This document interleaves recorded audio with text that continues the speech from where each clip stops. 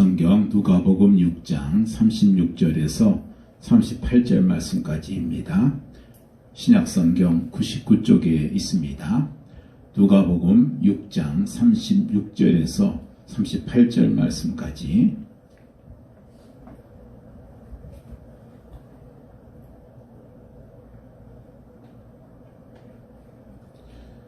우리 함께 믿음으로 합독하겠습니다.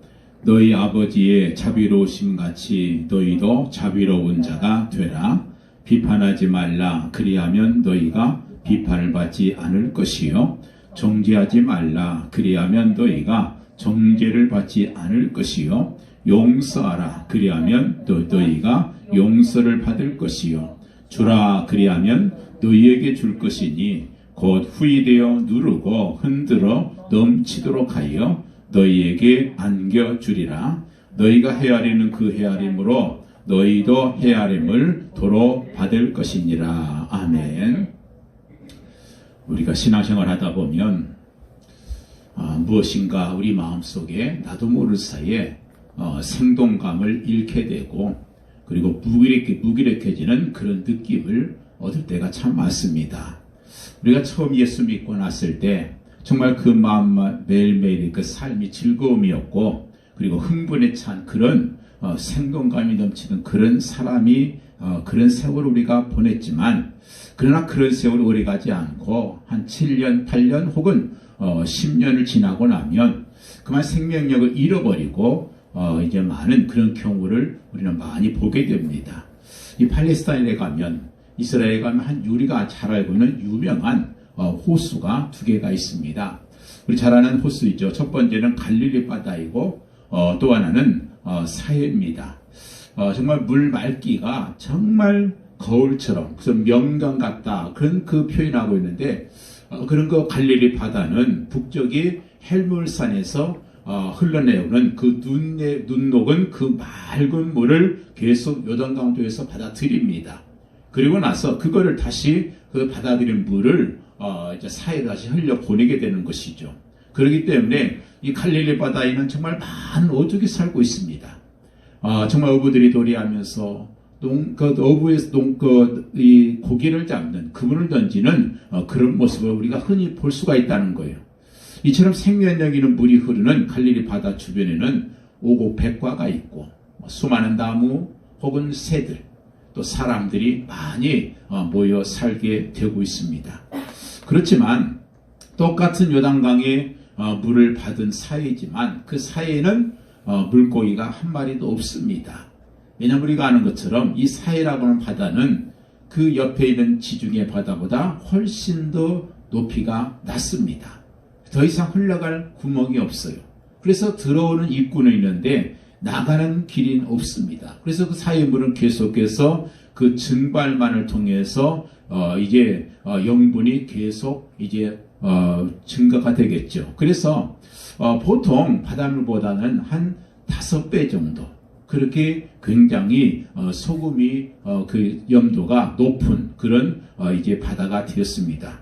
근데 문제는 뭐냐면, 그렇게 되다 보니까 주변에 물고기가 없고요, 또 주변에 또 나무도 자랄 수가 없습니다. 이처럼 갈릴리 바다는 물을 받아들이는 것으로 끝나는 것이 아니라 그거를 다시 흘려내 보내서 거기에 언제나 신선함이 있고 생동감이 있습니다만은 사해는 받아들이기만 하고 그거를 내보내지 못하기 때문에 죽은 바다가 되어버렸다고 하는 것이 바로 과학자들의 얘기입니다. 우리 신앙도 마찬가지예요. 우리가 계속해서 받기만 구하고 내가 나눠주기를 꺼려한다고 하면 우리 신앙은 생동하는 생명력을 잃어버리게 되는 거예요. 하나님께 은혜 주십시오, 말씀 주십시오, 기도를 통해서 뭐 달라고만 하고 내가 뭔가를 하지 않고 그 움직이지 않게 되면 결국 어떻게 돼요? 내 신앙도 결국 생명력을 잃어버리는 생동감이 없는 그런 신앙이 될 수밖에 없다는 거예요. 이런 법칙은 우리 신앙생활뿐만이겠습니까? 우리 가정, 사회생활, 사업생활 등 전반에 모두 걸쳐서 그렇게 일어나고 있다는 사실입니다. 그래서 우리는 하나님께로부터 받은 축복을 우리 속에만 내 자신에게만 묶어버림으로써 우리 하나님의 축복을 스스로 부패하게 하지 말고 끊임없이 우리 주변으로 나눠줌을 통해서 오히려 풍성하고 생명력이 넘치는 그런 축복의 열매들이 맺어져야 된다는 것입니다. 우리가 사람으로서 부를 누리고 행복을 누리는 길은 두 가지가 있습니다. 하나는 내가 열심히 내 자신 노력과 그리고 내 힘을 가지고 이루는 길이 있어요. 또 하나는 뭡니까? 하나님께서 주신 은혜로 되는 그 축복이 있습니다. 자신의 노력과 힘으로만 그렇게 부를 쌓고 행복을 누리려고 하면 어떻게 되겠어요? 계속해서 우리는 내 주머니를 채워야 돼요. 내 자료를 채워야만이 되는 그런 수고름이 있습니다. 그러기 위해서는 때에 따라서 남의 주머니에 있는 것도 뺏어야 될 때도 있고 또 남의 손에 있는 것도 뺏어야 되는 그럴 때가 있을 것입니다. 그렇지만 그런 방법 가지고는 결코 그 숨이 오래돼갈 수가 없어요. 언젠가는 내 손에서 빠져나가는 때가 반드시 온다는 겁니다. 같은 물 웅덩이라 할지라도 계속해서 속에서 솟아나는 샘물 같은 웅덩이가 있고요. 또 어디선가 이렇게 흘러 들어와서 채워지는 그런 웅덩이가 있습니다. 그 두 가지는 완전히 달라요. 계속 솟아나는 그런 샘물에서 거기에 생동감 있고 살아있는 물이 되는 것이고 고여있는 물은 결국 죽은 물이 될 수밖에 없다는 것입니다. 그래서 오늘 본문을 통해서 우리는 우리가 축복의 최고의 경지를 찾게 되는데 오늘 말씀 중에 뭐라고 했어요? 후이되어 누르고 흔들어서 넘치도록 너희에게 안겨주리라. 그런 말씀이 있습니다. 여러분 이 말씀 보면은요 옛날에 그 인정이 많던 그 시골의 그 장터의 그 모습이 생각나요. 지금은 뭐 쌀을 사든 뭐 뭘 사든 항상 저울로 달아가지고 정확하게 전자 저울로 딱 해서 맞춰서 이렇게 사잖아요. 근데 옛날에는 그렇게 쌀을 팔지 않았어요. 되나 혹은 말에다가 거기다 이렇게 부어가지고 거기 채워서 그렇게 이제 한 말, 두 말 그렇게 팔았습니다. 근데 그런 말이 있어요. 쌀 알을 세운다. 무슨 말이냐면 쌀 알을 이렇게 세워가지고 중간에 공기층이 많게 해서 그렇게 채우면 훨씬 더 적은 양 가지고도 똑같은 돈을 받을 수가 있잖아요. 근데 그걸 만약에 부어가지고 거기다 이렇게 흔들어가지고 또 꾹 누르고 거기다 막 다시 또 넘치게 하면은 원래 양보다 한 10분의 1 정도는 더 많이 들어가요. 옛날에 시골에서 이제 방학 때 이렇게 집에 가면 저희 아버님이 이렇게 쌀을 보관하는데 뭐 특별히 쌀을 보관할 데가 없으니까 썩지 않기 위해서 벌레 먹지 않기 위해서 어디다 보관하냐면 그 미제 드럼통이라는 게 있어요. 막 무슨 통으로 썼는지 모르지만 그 통을 깨끗하게 씻어가지고 그 속에다가 쌀을 이렇게 붓습니다. 부어가지고 어느 정도 채우면 가득 차게 돼요. 그럼 그걸 또 어떻게 하는가? 그걸 막 꼬챙이로 막 쑤십니다. 그리고 또 막 흔들어요. 그러면요 진짜 놀라운 일이 나요. 그렇게 가득 찼던 것이 밑으로 쑥 내려가 버려요. 그럼 다시 또 붓습니다. 그래서 또 흔들고 또 채우고 그래가지고 훨씬 더 많은 양을 속에 집어넣고 대신 공기를 빼서 뚜껑을 다 닫아 놓으면 그 쌀은 오랫동안 상하지가 않고 벌레가 먹지 않습니다. 근데 오늘 말씀 보면은 그와 비슷한 그런 그 뉘앙스가 나타나잖아요. 두르고 후이되어서 누르고 흔들어서 넘치도록 너희에게 안겨줄 것이다. 아멘. 여러분 어떤 사람에게 어떤 믿음의 사람에게 후이되어서 누르고 흔들어 넘치도록 그렇게 안겨준다고 말씀하고 있습니까? 그리고 본문 속에 말씀하고 있잖아요. 그 첫 번째가 36절 37절 말씀 보니까 자비로운 자가 되라. 비판하지 말라. 정죄하지 말라. 그런 말씀들이 있어요. 한마디로 말해서 이거는 대인 관계가 부드러운 사람이 되라 그 말이에요. 너무 까칠하게 굴지 말고 자비로운 자가 되고, 그리고 남 비판하지 말고 오히려 인정해주고 칭찬해주고, 그리고 다른 사람 잘못한 거 보면 정죄하지 말라는 거예요. 남을 비판하고 남의 잘못을 정죄하는데 앞장서는 사람들이 있잖아요. 이런 사람들의 특징이 있어요. 그 첫째가 뭐냐면 다른 사람이 인정해주지 않는 우월감을 가지고 있습니다. 나는 좀 대단한 사람이야. 근데 다른 사람 인정을 안 해줘. 저 사람 별거 없어. 근데 자기만 혼자 우월감을 갖고 있어요. 그 두 번째는요, 습관성이라는 거예요. 이 사람 어디 가나 남을 정죄하고 비판합니다. 세 번째는 그런데 자신에게 보면 더 비판받을 일이 더 많더라는 거예요. 자기는 완벽한가? 그렇지가 않아요. 자기는 더 비판할 거리가 더 많은 사람이에요. 네 번째는 그런 사람의 특징이 있어요. 정신적으로 욕구 불만인 사람이에요. 정서가 불안한 사람. 이런 사람들이 어디 가든 비판하고 그리고 정죄하는 사람들이란 말이에요. 그 반대로 남을 칭찬하는 사람들도 특징도 따로 있습니다.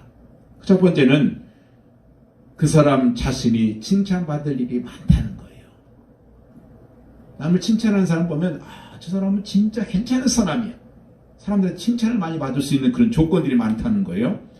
그 두 번째는 늘 남을 칭찬해요. 입만 열면 칭찬해요. 이것도 습관성이죠. 세 번째는 인간관계가 부드럽고 인격이 안정이 되어 있고, 그리고 남들이 그를 참 좋아해요. 장례식장에 가보면 그 고인의 사진을 이렇게 세워놓잖아요. 영정을 세워놓잖아요. 거기서 그걸 보면서 조문하면서 뭔 생각을 느끼십니까? 나도 언젠가는 내 사진이 저 속에 끼워질 때가 있겠구나. 그러면서 그때 내 사진을 바라보는 사람들이 속으로 무슨 생각을 할까? 그런 생각을 해보잖아요. 그 평소에 어떤 관계를 맺어왔고 어떻게 살았느냐에 따라서 그 반응이 달라질 거예요. 남을 편안하게 해주는 사람, 분위기를 기분 좋게 만들어주는 사람, 남을 도울 줄 알고 사랑할 줄 아는 사람, 남의 장점을 칭찬해주며 살던 그런 사람은 그 사람이 살았거나 죽었거나 사람들이 좋아하고 그 이름을 오래도록 간직하게 될 것입니다. 어느 유명한 납비였던 힐렐이라는 사람을 누가 찾아왔어요. 그 힐렐에게 그 사람이 말합니다. 당신이 정말 유명한 율법 선생이라면 내가 한쪽 발을 딛고 한쪽 발을 들고 서 있는 동안 당신이 알고 있는 모든 율법을 다 가르쳐달라 그랬어요. 굉장히 오만하고 참 모욕적인 그런 접근이잖아요. 근데 그 힐렐이 간단하게 이렇게 표현합니다. 자기 자신에게 싫은 거 남에게 시키지 마라. 이것이 율법의 전부다. 너 하기 싫은 거 남한테 시키려고 하지 마라. 그게 율법이다. 그것만 하면 율법다 하고 끝내는 거다. 그렇습니다. 알렉산드리아의 철학자이던 필로도 비슷한 말을 했어요. 자기 자신이 당하기 싫어하는 일은 다른 사람에게도 행하지 마라. 이런 그렇습니다. 내가 당하기 싫으면 나도 안 하면 되는 거예요. 근데 그게 율법의 전부라는 거예요. 왜냐? 남을 비판하면 내가 비판을 받게 되는 것이고, 남을 정죄하면 내가 정죄를 받게 될 것이고, 그리고 그 사람들이 내 곁을 떠나게 되게 되어 있거든요. 여러분 그렇습니다. 좋은 좋은 그런 인격, 그것을 내가 가져야 내 후대들도 그걸 갖게 되는 거예요. 미국 의학협회에서 발행하는 저널의 신연구 보고서에 보면은요, 음주 습관도 유전적인 중요한 역할을 한다, 그런 얘기를 했어요. 부모가 술을 많이 마시면서 자식을 낳게 되면 자식도 유전적으로 그 요인 때문에 영향을 받아서 술을 마시게 된다, 이 말이죠. 똑같은 말입니다. 우리가 신앙생활할 때 정말 내가 교회 생활하면서 내 부모의 그 교회 생활이 정말 철저하고 긍정적이면 우리 자식도 그대로 본받는다는 것이죠. 누가 회사나 교회에서 후한 대접을 받습니까? 후덕하고 자비로운 사람 아니겠어요? 부드러운 인간관계를 가진 사람들이, 여러분, 그 사람이 결국 인정받지 않습니까? 만약에 우리 예수님이 나폴레옹이나 알렉산더와 대화한 것처럼 총칼 휘두르면서 5천만 명, 아니 1,000만 명, 500만 명씩 그렇게 살상하고 개선장군이었다고 하면 누가, 왜 2000년 동안 예수님을 그렇게 경배하고 그 이름 높이면서 찬양을 할 수 있겠어요? 부드러운 남자, 부드러운 여자가 되어야 됩니다. 주님의 풍성이 바로 그거예요. 우리 주님의 풍성이 그거 아니겠습니까? 그래야만이 누르고 흔들어 넘치는 그런 복을 받게 된다는 거죠. 우리 예수님께서 그런 말씀하셨잖아요. 새 포도주는 새 부대에 넣어야 둘 다 포진이 되느니라, 그런 말씀이 있어요. 무슨 말이에요? 딱딱한 가죽 부대에는 많은 걸 담지 못합니다. 부드러운 부대 속에 꾹꾹 눌려서 흔들어서 많은 걸 담을 수 있지 않겠어요? 새 포도주를 낡은 부대에다 집어넣게 되면, 그 속에서 그게 발효되면서 팽창이 되면 결국 그 부대가 터져버리는 거죠. 그리고 결국 흘러나가서 포도주도 버리고 부대도 버리는 그런 일이 생긴다는 것을 주님께서 비유로 말씀하시는데, 여러분, 이게 무슨 포도주 담는 얘기 주님께서 하신 건 아니잖아요. 우리의 삶을 얘기하는 거예요. 우리 삶이 부드러운 자가 되라는 거예요. 조금 포용성이 좀 있고, 조금은 그 사람의 그 부족함을 보더라도 정죄하거나 혹은 비판하거나 그런 것이 아니라, 그래서 말씀하는 게 바로 그거예요. 자비로운 자가 되라. 그리고 비판하지 말라. 그리고 정죄하지 말라. 그렇습니다. 이런 사람을 하나님께서는 뭐라고요? 후르고 누르고 흔들어서 넘치도록 줄 것이다, 그런 말씀하고 있어요. 두 번째는 37절 끝에 보니까 용서하라, 그런 말씀이 있어요. 용서하면 너희가 용서를 받을 것이라 그랬습니다. 남을 인정할 줄 알고 용서할 줄 알고 칭찬할 줄 아는 생활해라. 그러면 너도 인정받고 너도 용서받고 너도 칭찬을 받게 될 것이라, 그 말이에요. 내가 용서하면 그 용서가 내가 용서의 근거가 된다는 거예요. 이것이 용서의 신비고 바로 용서의 진리입니다. 내가 저 사람을 용서하게 되면 나는 다른 사람 용서를 받고 더 나아가서 내 모든 허물과 죄까지 하나님께도 용서받을 수 있는 길이 있다는 거예요. 그게 바로 용서의 신비예요. 비판하고 정죄하는 것은 내가 비판받고 정죄받는 길이라는 것입니다. 용서가 도대체 뭘까?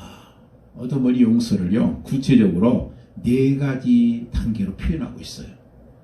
여러분, 용서한다는 것이 무슨 뜻이에요? 첫째는 뭐냐면 그 사람을 이해하는 겁니다.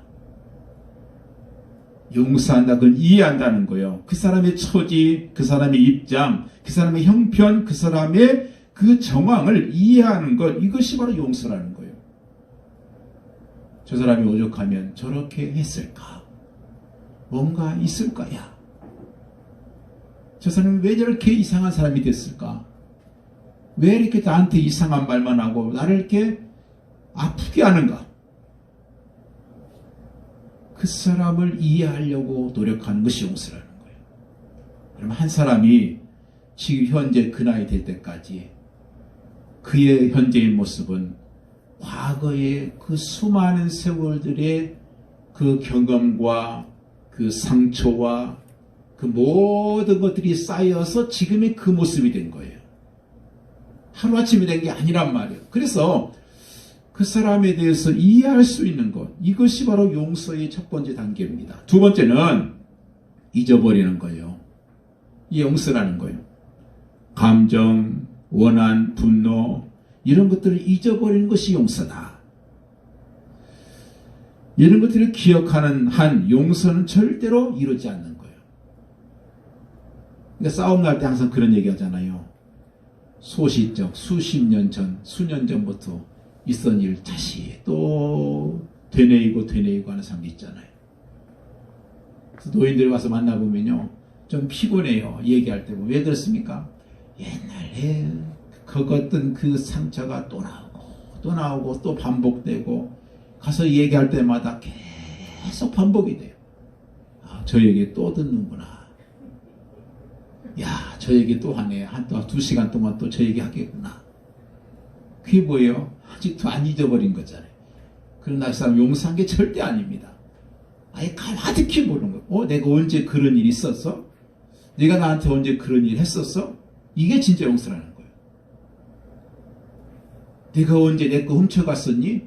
난 모르겠는데 그게 바로 용서라는 거예요. 어느 한 어린 소녀가 환상 속에 예수님을 만난다는 그런 소문을 듣고 한 장로님이 찾아갔어요. 이게 진짜인가 가짜인가? 진짜 예수님 만났는가? 궁금하잖아요. 찾아가서 물었어요. 얘야, 내가 예수님을 만나게 되면 내가 며칠 전에 무슨 죄를 졌는데 그 죄가 무슨 죄인지 예수님께 물어보려고 그랬대요. 그래서 며칠 후에 그 장로님이 그 소녀를 만나가지고 물었어요. 예수님 만나봤니? 그랬더니, 예, 만나봤어요. 그래서 물어봤니? 그랬더니 예, 물어봤더니 예수님은 다 잊어버리고 모르겠대요. 그래. 자기가 지은 죄 회개하고 예수님한테 물어봤더니 예수님은 다 잊어버리고 모르겠다. 그게 진짜 용서라는 거예요. 그 미움 감정, 이 상처받은 감정이 마음속에 계속 남아있으면 어떻게 되겠어요? 그게 결국 한이 되는 거예요. 한. 그래서 나를 끊임없이 괴롭힙니다. 그게 더 나가면 이제 그게 정신병이 되는 거고, 그게 바로 문제가 되는 거예요. 그 기억을 되살리려고 하면 빨리 주님의 보혈로 다 잊게 해달라고 기도하세요. 하나님, 이것도 주님의 보혈로 깨끗하게 씻어주세요. 그게 진짜 용서라는 거예요. 그리고 세 번째 더 나가서 이제 그를 사랑하는 겁니다. 그래서 앞에 보면 있잖아요. 원수를 35절에 오직 너희는 원수를 사랑하고 선대해라. 참 쉬운 건 아니죠. 그죠? 원수를 사랑하고 선대해라. 그러나 사랑하는 마음을 가지고 사랑하는 몸짓을 취하는 것이 진짜 용서라는 거예요. 네 번째는 그를 위해 기도하는 겁니다. 그를 축복해 주는 거예요. 우리 예수님도 그랬잖아요. 하나님, 저들의 죄를 용서해 주세요. 저들이 지금 뭔 짓을 하고 있는지 모르고 있습니다. 스데반도 똑같이 기도를 했잖아요. 자기를 향해서 돌을 치고 있는 그 돌을 던지고 있는 사람에게서 주님, 저들의 죄를 용서해 주세요. 저들을 용서해 주세요. 이렇게 그를 위해 축복하는 기도를 드릴 수 있게 됐을 때에 그때가 용서가 진짜 구체화되는 거예요.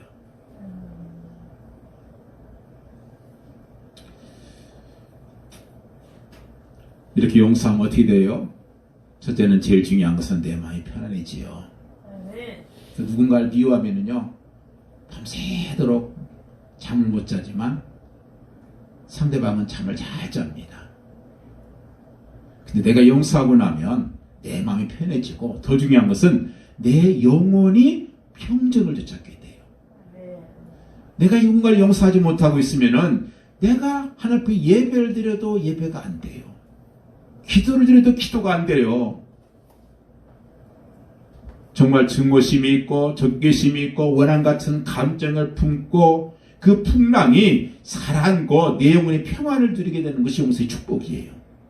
그래서 남을 위해서 용서라는 것이 아니고 내 자신을 위해서 용서라는 거예요. 주님의 말씀은 그래서 하나도 틀린 게 없어요. 그 사람을 위해서 용서라는 게 아니에요. 물론 그 사람을 위해서도 이지만 더 먼저는 내 자신을 위해서. 내 마음이 평안해지고 내 영혼이 평정을 되찾게 되고, 더 나아가서 내가 저지른 잘못도 용서받게 되고, 그리고 더 감사한 것은 하나님께 지은 죄를 용서받게 되는 거예요. 얼마나 큰 축복입니까? 원수를 사랑한다고 하는 것, 그것은 내가 현재 지니고 있는 내 자신의 감정을 정돈한다는 뜻입니다. 그리고 적극적으로 내게 소원에 끼친 사람들을 용서한다, 그런 뜻이 있어요. 그래서 원처럼 이렇게 사랑하고 용서했을 때 오늘 축복, 첫째는 내 마음이 편안해진다. 두 번째는 기도의 통로가 열린다. 그리고 깨졌던 인간관계가 회복이 된다. 네 번째는 내가 속한 집단 혹은 공동체의 분위기가 달라지고, 마지막으로 내 상이 크다고 말씀하고 있어요. 35절이 그랬잖아요. 오직 너희는 원수를 사랑하고 선대하며 아무것도 바라지 말고 꾸어주라. 그리하면 뭐라고 했어요? 너희 상이 클 것이요. 우리에게 큰 상이 있어요. 그 큰 상 중에 하나가 뭐예요? 그 뒤에 보니까 뭐라고 했습니까? 지극히 높으신 이의 아들이 되리라 그랬어요. 하나님의 아들이 되는, 하나님의 자녀가 되는 그런 축복이 있다는 거예요. 예수님께서도 마태복음 5장 45절 말씀 보면 이렇게 한즉 하늘에 계신 너희 아버지의 아들이 되리라 그랬습니다. 이 말씀의 의미가 있어요. 그것은 내가 하나님의 자녀라고 하는 구체적인 증거가 뭐예요? 그거는 사랑하기 어려운 사람들을 사랑하고, 그래서 기도하고 사랑을 베풀고 용서하는 것이, 그것이 내가 하나님의 자녀라고 하는 증거라는 뜻이 아니겠습니까? 로마서 11장 19절 이하에 보면 내 사랑하는 자들아, 너희가 친히 원수로 갚지 말고 하나님의 진노하심에 맡겨라. 기록되었을 때 원수 갚는 것이 내게 있으니 내가 갚으리라. 이게 주님께서 말씀하십니다. 네 원수가 줄이거든 먹이고 목마르거든 마시우라. 그리함으로 네가 숯불을 그 머리에 쌓아놓으리라. 악에게 지지 말고 선으로 악을 이겨라. 여러분, 이게 우리 성도의 모습이에요. 악에게 지지 마세요. 선으로 악을 이기라는 말씀이에요. 주님께서 마태복음 7장 1절에도 말씀하잖아요. 비판을 받지 아니하거든 비판하지 말라. 왜 그래요? 그 이유가 나와요. 너희가 비판하는 그 비판으로 비판을 받을 것이며 너희가 헤아리는 그 헤아림으로 헤아림을 받을 것이기 때문이라 그렇게 말씀해요. 여러분, 앞에 벽이 있는데 공을 천천히 차면 어떻게 합니까? 천천히 돌아오겠죠? 세게 차면 어떻게 해요? 세게 돌아오죠. 벽 맞고 앞에 벽이 있어요. 벽에다 공을 확 세게 던졌어요. 그 벽이 그 공이 벽에 맞고 어떻게 해요? 내 얼굴에 맞는데 그 맞는 게 더 센 거예요. 살살 치면 살살 맞는 것이고 세게 치면 내가 세게 맞는 거죠. 남을 비판하고 남을 헤아리고 그것이 내 주업인 양 그렇게 그 일을 일삼다 보면 결국 자신이 그 올무에 빠지고 만다는 사실을 기억해라 그 말이에요. 어느 집에 가보면 각양각색의 화초가 잘 자라는 그런 집이 있습니다. 그 모든 화초들이 왜 다른 집의 화초에 비해서 더 싱싱하고 건강한가?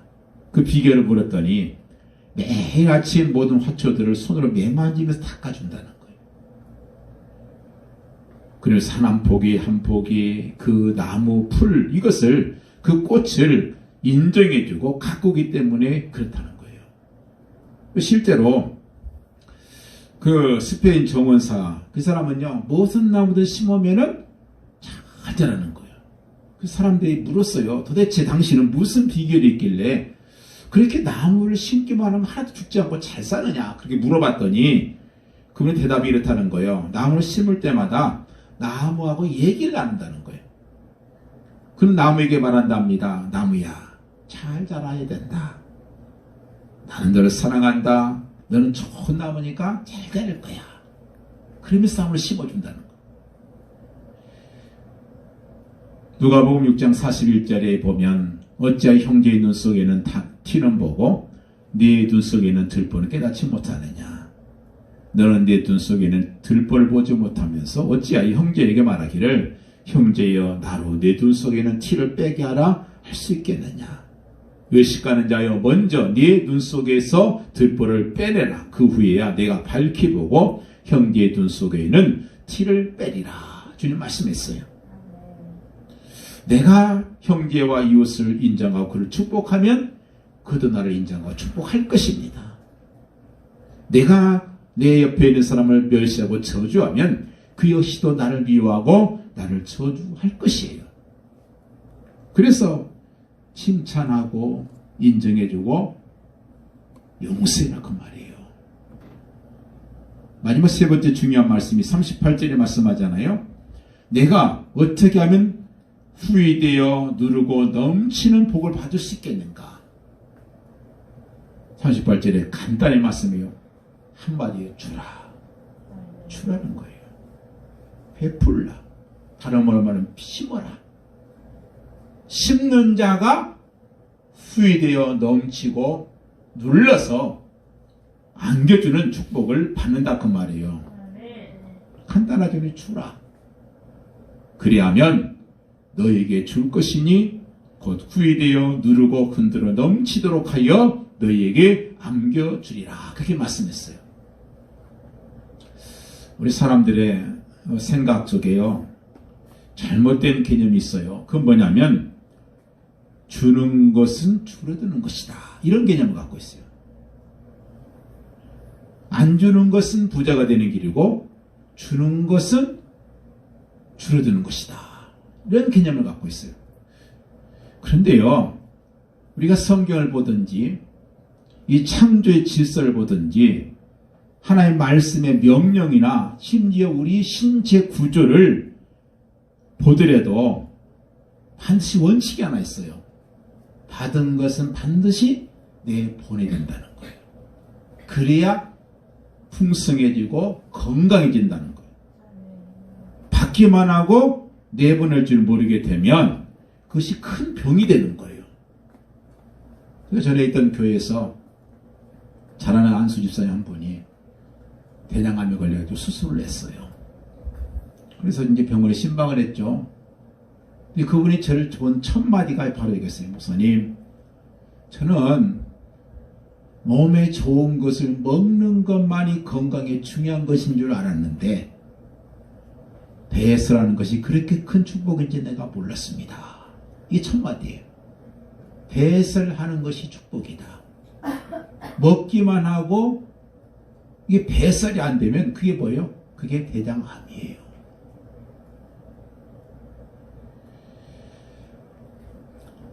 이 교훈은 남의 도움을 필요한 사람들에게 나눠주라 그런 뜻이에요.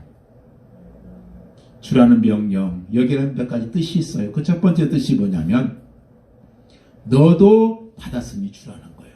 내가 가진 것 중에 받지 않은 게 뭐가 있어요? 내가 가진 것 중에 받지 않은 게 뭐가 있어요? 다 받았잖아요.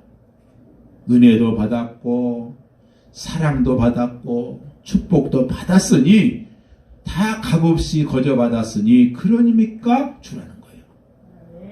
더 중요한 것은 두 번째 의미가 뭐냐면 줘야 잘 사는 비결이다 그 말이에요.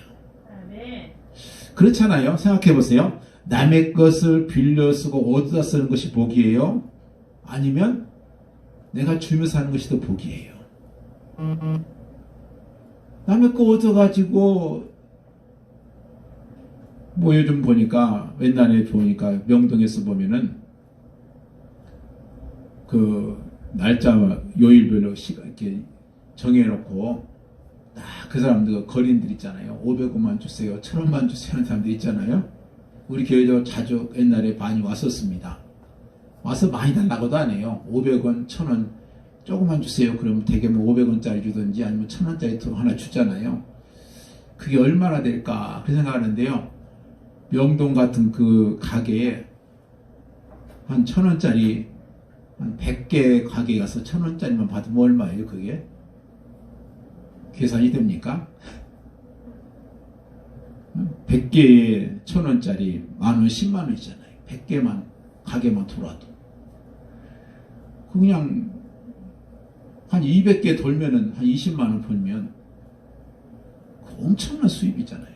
근데 그 사람 보면서 야, 저 사람 잘 산다, 부자다, 그런 사람 없잖아요. 그렇게 벌어가지고 다 집도 사고 그래요. 실제로 그 직업인 사람도 있었습니다. 지금 모르겠지만 그렇게 구걸해가지고 집도 사놓고 집도 두 채씩 사가지고 해놓고요. 아주 호화호식 하는데 일 나갈 때만 거지옷을 입어요. 그게 일복이에요. 거지옷이. 그러고 다니면서 그렇게 생활하는 거예요. 그런 사람 보면서 야, 저 사람 정말 비록 거지 역할을 해도 거지 노릇해도 저 사람 잘 사네, 부자네, 그런 사람은 없어요. 비록 없어도 주는 사람, 이게 잘 사는 거라는 거예요. 경제적 여유가 있는 사람은 돈 줘도 될 것이고, 마음이 따뜻한 사람은 따뜻한 정이나 따뜻한 말 한마디 주면 되는 것이고, 또 어떤 사람은 뜨거운 기도와 복음을 나눠줄 수도 있는 것이고, 이게 주는 거 아니겠어요? 위로의 말 한마디, 그게 진정한 복이라는 거예요. 그래서 성경은 말씀합니다. 주는 자가 받는 자보다 복이 있다. 얼마나 귀한 말씀인지 몰라요. 못 살아도 주면 살다 보면 어느 날 잘 살게 될 것이고, 잘 사도 주는 거 싫어하면 그 생활이 점점 줄어들 것이고, 잘 살면서도 더 많이 주는 사람은 더 잘 살게 될 것이다. 바로 그겁니다. 이번에 제가 아는 목사님의 그 아들이 삼성에 다니는데 이 구정 설날 보너스로 5천만 원씩 받았다더라고요. 야, 그래서 이제 그걸 보면서요, 야, 삼성은 잘 될 수밖에 없겠다. 회사가 1인당 5천만 원씩 주면 얼마나 많은 돈을 푼 거예요. 뭐 어느 회사라고 그만큼 돈 못 벌었겠습니까만은 이렇게 주니까 그 회사는 잘 될 수밖에 없어요. 아니, 보너스가 5천만 원이면 그거 받은 사람이 얼마나 열심히 하겠어요. 그잖아요?